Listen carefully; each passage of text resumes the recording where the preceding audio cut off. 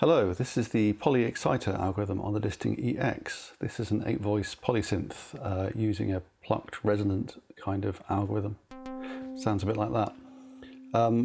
If you're familiar with the poly wavetable algorithm or the ST multisample algorithm on the EX, the behavior is similar in that you can play it by MIDI, you can play it by CV gate. You can have multiple pairs of CV gate inputs, it does automatic chord generation and arpeggiation, shares the same effects, the chorus and the delay as the poly wavetable algorithm. But let's talk about this one specifically. So as I say, MIDI, I'm demoing it with this Sensel Morph here. The reason for I'm using this is because it supports poly aftertouch, which I'll be using later on.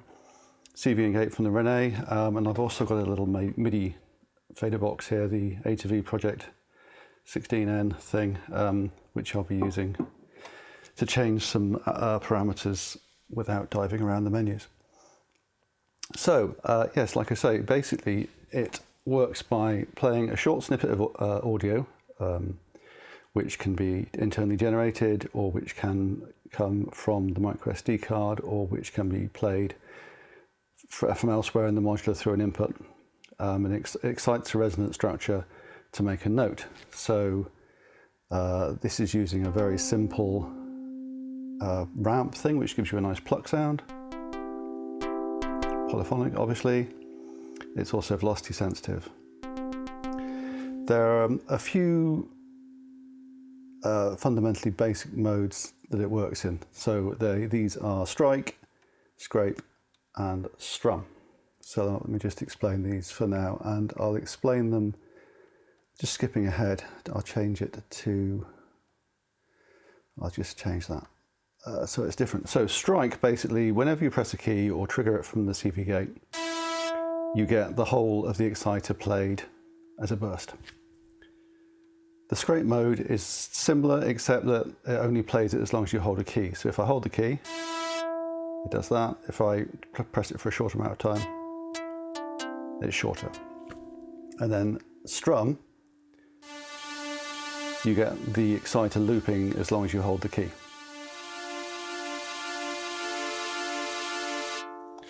So fairly self-explanatory there, I think. So let's stick with strike for now. So once you've decided on your mode, then you have the table parameter. Now this is similar to the folder or the wavetable in the wavetable algorithms. It selects from a list of tables on the SD card. These are folders or single combined files.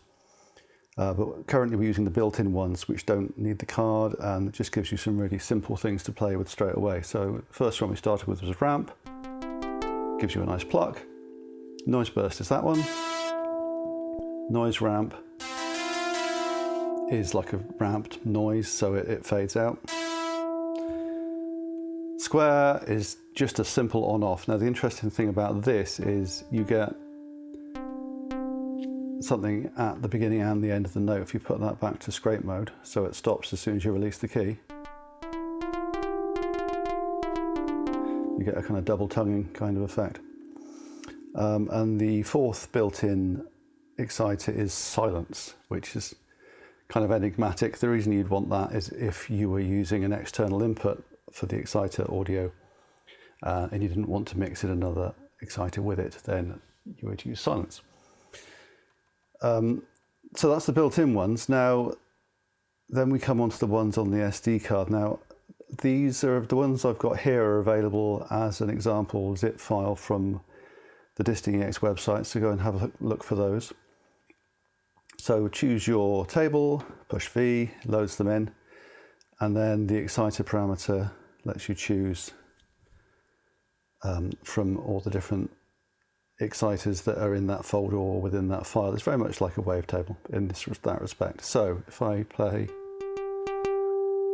and then scroll through the different exciters, so in this case, it's kind of blending through various different tones. And you can just set that, or you can have these things affected by velocity or by LFOs or by the pitch of the note or anything like that. So you can get nice varying timbres.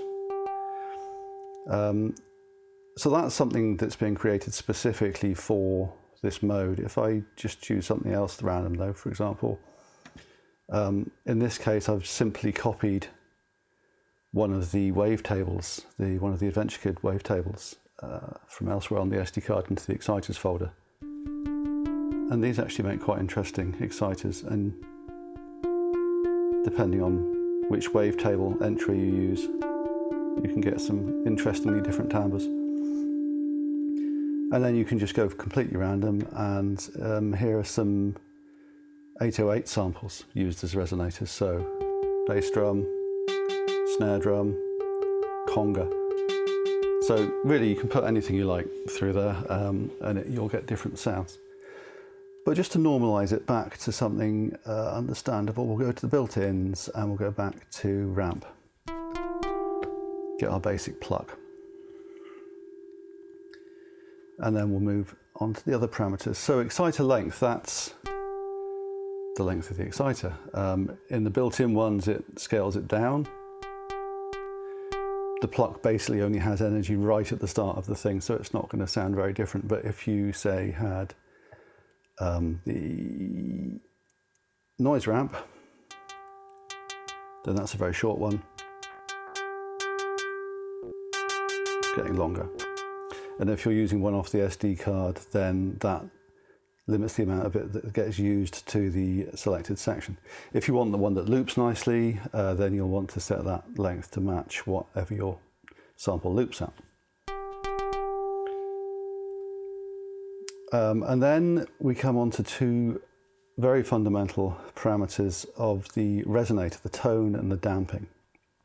So the tone does that. So tone all the way down, tone all the way up. And this does link in with the damping. So if I've got that ringing on and I change the damping is very low at the moment. Obviously the more damping you get, the shorter the note's going to be.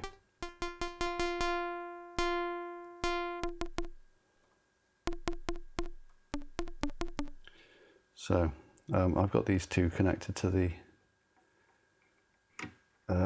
fader bank here, just so I can change them at the same time.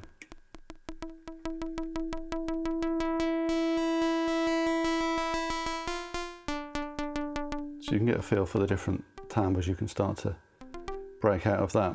Let's put the damping back down. And then the next one up is release damp. So this is basically adds extra damping when you release the note. So if I press a note, release it, currently it just rings on. If I change the release damp, that will ring on until I release it.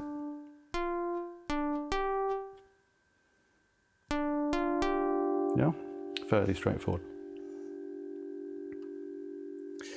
Now, pressure.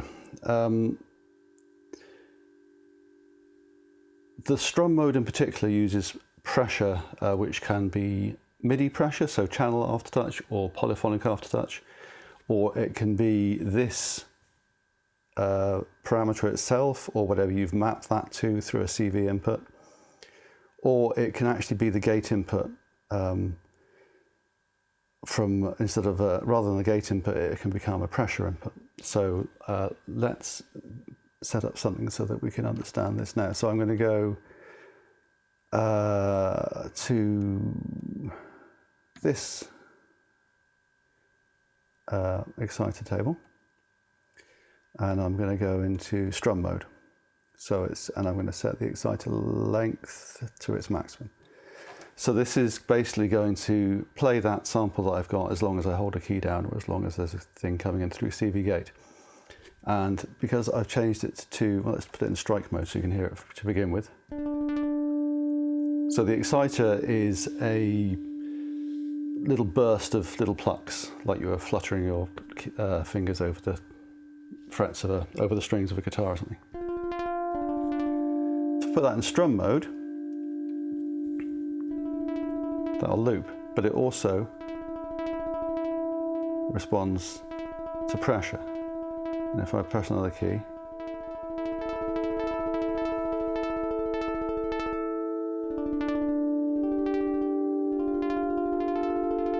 I say, it's polyphonic pressure, so you can kind of blend from one note to the other by leaning on your different fingers. Which is all rather lovely.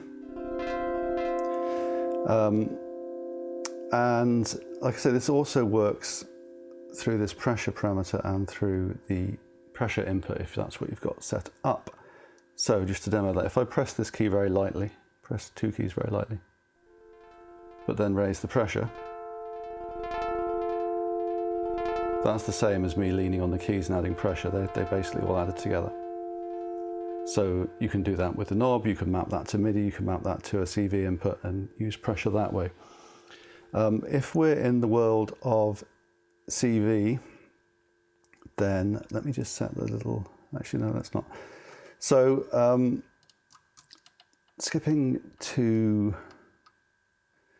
this parameter, this is the input mode thing. So this is the same as on the SD wavetable and the the SD mod sample and the poly wavetable algorithm. You can choose how many pairs of CV gate inputs you're going to use. So 0 if you want to use all the inputs for modulation and play it by MIDI. 1 if you want one pair of CV gate, 2, 3 if you want to have 3 sets of CV gate input. If you keep going in this mode, you get onto CV pressure pairs. So in this case, that's still a CV, but that is now a pressure, which means it's not just on and off, it's actually a kind of, it will respond to a ramp. So if I take out the gate and give it a LFO, which I have prepared here.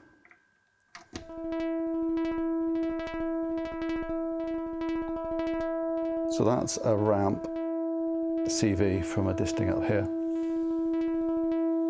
So you can possibly hear that it's coming in gradually and ramping up. Rather than if that was a gate, it wouldn't do anything because there's no pressure. There we go, and if I set the sequence running. So now it's using the pitch CV from the René and using this LFO as the pressure to kind of swell things in periodically. Slow that down.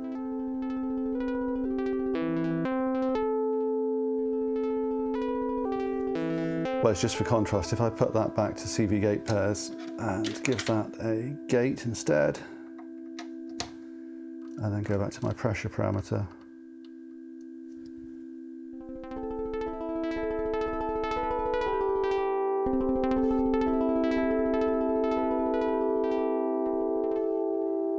And then if I actually don't want that to be a pressure, I just want that to be a gate, then I can use strike.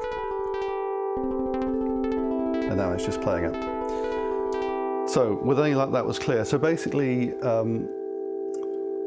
the gist is strum mode is for continuous sounds that you want to play and evolve and have pressure to make them fade in and out. And they go on forever because they loop. And if you combine that looping with the pressure input, then you can control that per note or globally with the pressure parameter.